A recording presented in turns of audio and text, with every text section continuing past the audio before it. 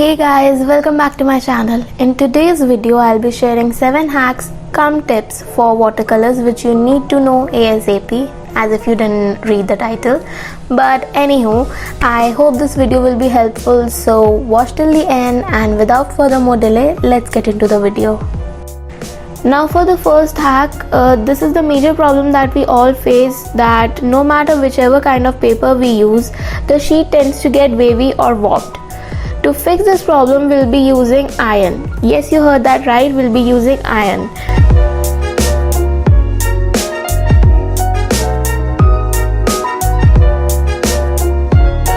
So you just have to lay down your towel over the watercolor painting and run the iron over it just so that the paper flattens and can get rid of the waviness.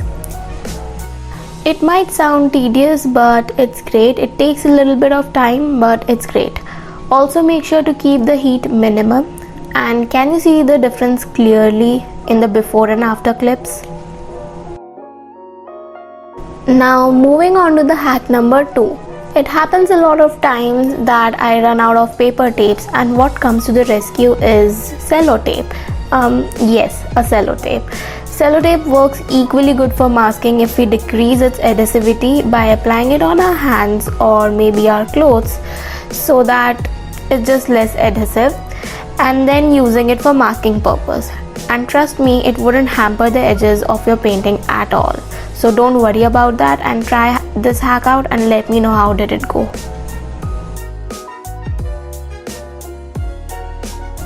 Moving on to the third hack, which is to create highlights or highlighted effect without even using any sort of paint or gouache or anything. Once your gradient or painting is semi-wet, take a clean, slightly damp brush and run it over the places where you wish to create highlights over your painting. Make sure to run your brush free-handed and look at the results. It's in front of you.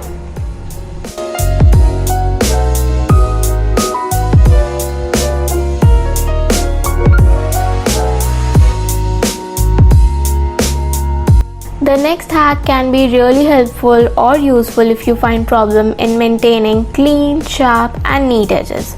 Apart from the fact that this way of removing the masking tape provides satisfaction, it increases the chances of spoiling your edges.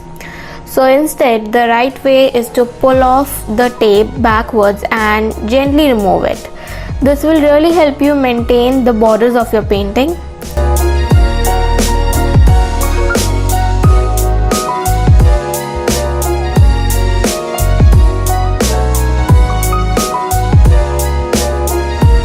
Can you see the difference in both the ways of removing the tape? I hope you could see. We can call the next hack as hack cum waste management. Let me explain you. Now, if you prefer using large watercolor sheets over the smaller ones for price reasons or anything, we resize them, right? So then you might be facing a problem of small pieces to be left out while resizing. So what you can do is use that sheet to create Polaroid paintings, or just in case you don't prefer making Polaroid paintings, you can carry out some different experiments like I did using salt, cling wrap, gouache.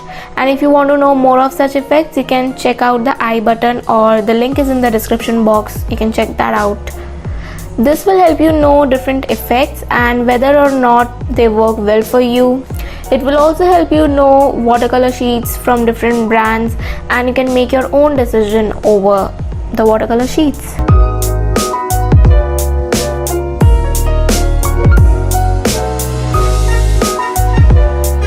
Now next hack is a pretty interesting one. It often happens using watercolors that the paint doesn't really stays at one place.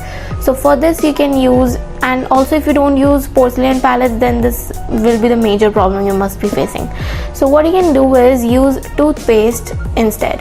Now you can apply the toothpaste and wipe off the excess one, or else if you don't want to use toothpaste, if you just find it tacky, you can use a glue stick instead.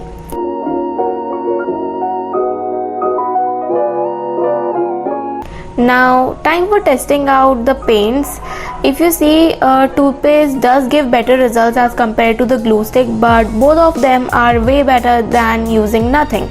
So try out this and you'll find that if you're covering large surface for watercolors, then it's just great.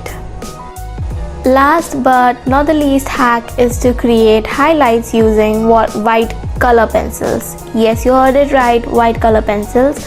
Just so that it's clearly visible on camera, I have written a small note for you guys, but obviously you can use this to create intricate details and highlights on your painting. And once you have written or drawn everything, you just have to give it a watercolor wash and you're done.